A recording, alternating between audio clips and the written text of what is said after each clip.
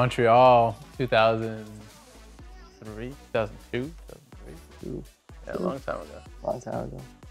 He was, Sultan was DJing, and the scene in Montreal was popping. This is my first year of college, and he was kind of one of the only people who was playing like more melodic, progressive house. It was like really like funky house or like techno. And so I saw him open up for like a bunch of DJs like Nick Warren and Sasha and Digweed. It was pretty cool. And so I was like, oh, that dude seems cool.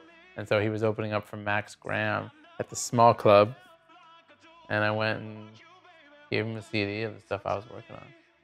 Yeah, he came up to me and passed me the CD. He's like, I really like what you're doing. And he's like, here's what I'm doing. At the time, he had a little project with another friend of his from Florida called Digital Witchcraft. So he gave me the demo, took it home, popped it in, listened to it, loved what I heard. It was, what was it, breaks? Yeah, it was all like Northern Exposure style breaks. Yeah. I loved it, and I called him up the next day. I think it was like at 10 a.m. in the morning, and I think his roommate answered at the time. He's like, he's asleep, and I soon realized that Ned was kind of guy that sleeps in, not a morning person at all, and I'm the total morning person. But from there, we just started hanging friends, out. Yeah, we would play each other songs we were working on, and just like naturally, the chemistry kind of just happened. Yeah, it was essentially this kind of song that he had, and I did my thing on it, and then we got together and sort of finished it together. And then after that, we were like, let's do a bunch of stuff together. Yeah. But I think it was because we signed it. There was a guy at the time named Jonathan Lyle, who had a label with our friend Kevin. That's how we met Kevin, and called M Theory, which is a cool breakbeat label. And we signed it to them, and then John Lyle was touring with John Digweed and played him the record, and John Digweed was like, I want this. And I remember calling Kevin, and Kevin was like, Digweed wants it, you should give it to him. Because we'd already sort of signed it to them. And I was like, all right, cool. And that's how we became friends with them. But having somebody like John Digweed, who was, you know, such a role model for us, especially at the time, and such a legend as a DJ, be like, yeah, I'm signing your first record that you guys do together, was like, okay, cool. It was like a stamp, you know? Okay. And then it wasn't that long before we did one, and that Sarraf. And then Sarraf picks it up. Yeah, Deep Dish. And so having those, like, those artists at the time who were like so big and so like, oh my God, these guys travel the world and DJ, like that was like unbelievable, you know? I mean, you had started releasing records, but you had just maybe started playing shows. Just started playing shows. Yeah, not that many. So yeah. It was like, it was pretty exciting time, definitely. It was a different industry, right? Yeah, a completely different era. Yeah. The first one that I remember would be the remix that we did for Seven Fisher and Paul Harris, Deliver Me. Because that went to #1 on Beatport. Oh, right. And it was in this era we were doing this like interesting kind of mix of tech house and like progressive, sort of deep progressive house. And Beatport was like just like really starting to pop off in a big way with Deadmau5 and all this kind of stuff. And we were really influenced by like Dubfire. This was like 2000. I would say 2008, 2009, yeah. So we've been making records and releasing records for 4 or 5 years at that point.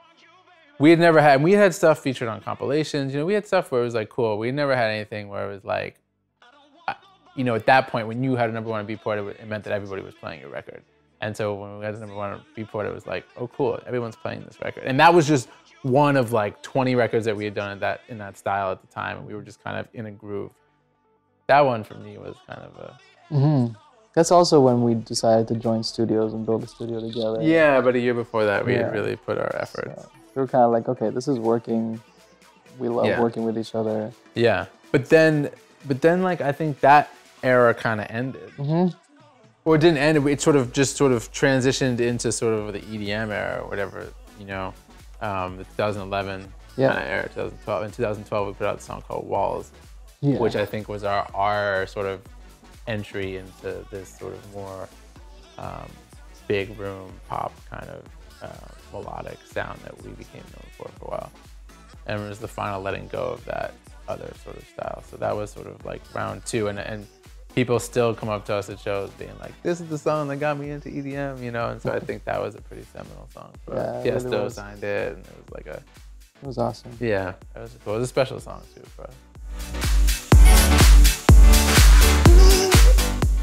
I mean, there's a bunch of different influences that come into play. I think we tend to get in this zone where I'll pick up a guitar and just kind of riff out and just loop the riff.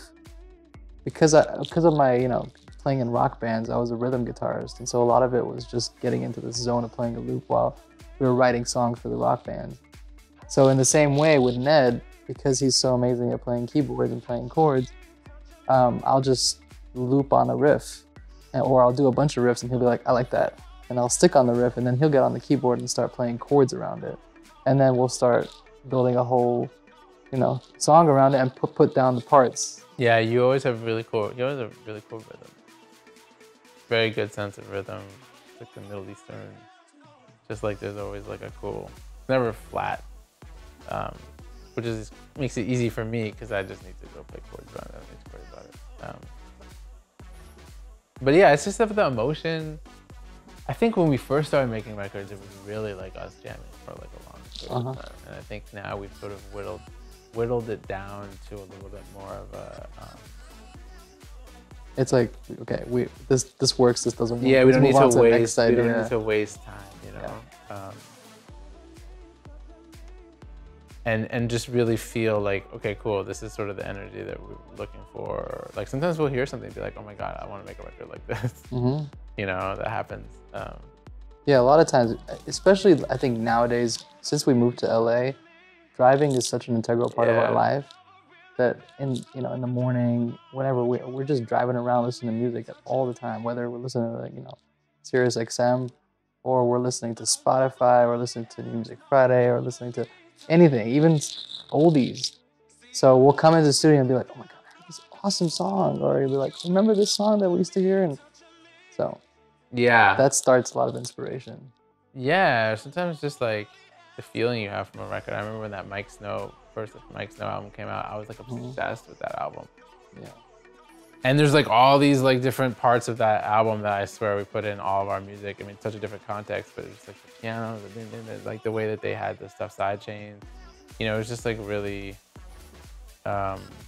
inspiring, and that still happens today. You know, I mean, music is so different now, and there's so much more of it, but to really feel kind of inspired by something, you can't just go in and be like, okay, so we're gonna make a beat today. You know, it doesn't really work like that.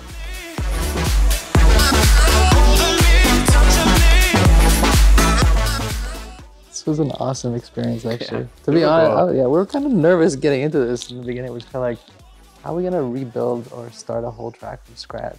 And I don't know, it kind of just, it was actually really amazing to see it come to life from scratch all over again, because when you're actually doing it and you're in it, in the initial process of, you're not really thinking about it. You're just like working on stuff.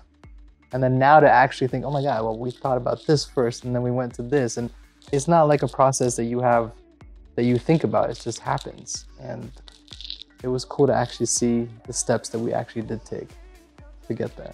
Yeah, I'm surprised that it sounded so close to the original. I kept waiting for it to just sound bad. And I was like, actually, it was interesting to like just redo it and realize what you end up spending a lot of time on, which is like sound design, and once you have those pieces, it doesn't actually take that long to put a record together. So it's eye-opening.